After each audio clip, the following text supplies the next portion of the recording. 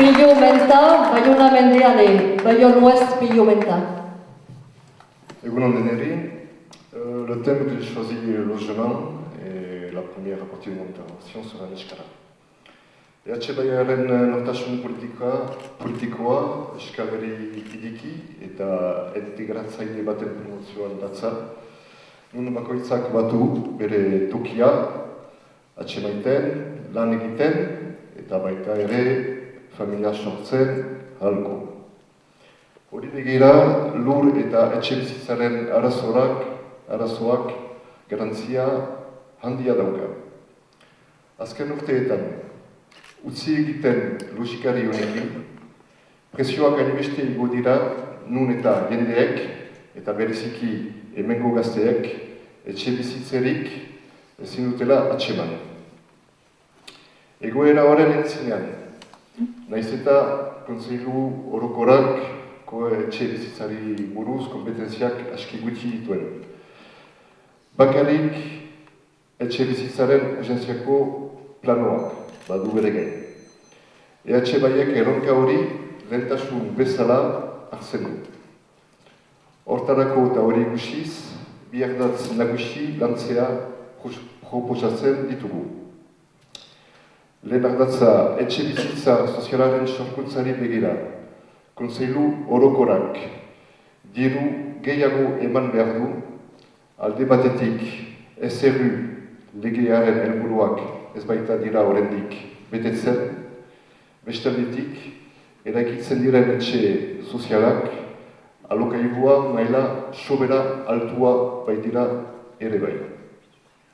Bigarren ardatza izaiten alda herri eta herri elkargoekin, eskuz, etxe utzen kontrako plan eraginkor baten obratzea.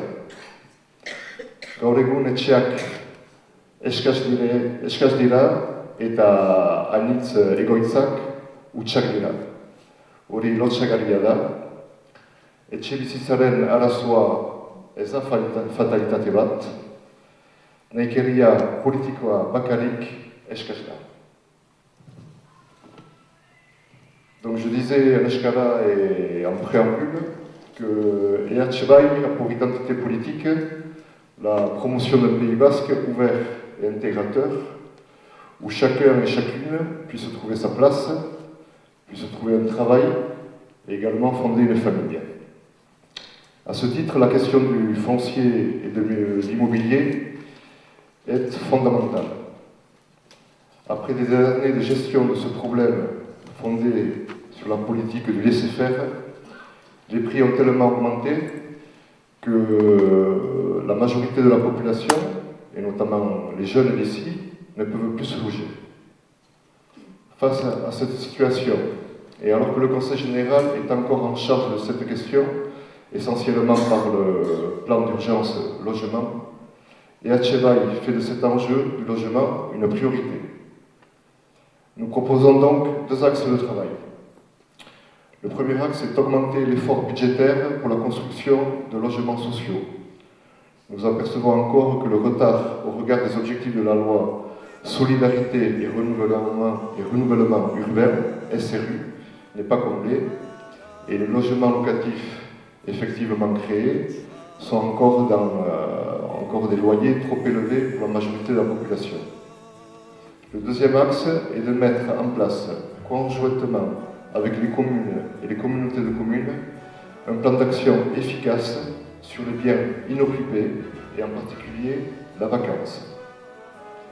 Alors que l'on manque de logement, il est scandaleux de constater que tant de biens immobiliers restent vides. La question du logement n'est pas une fatalité, elle manque surtout de volontarisme politique. Mileshkat.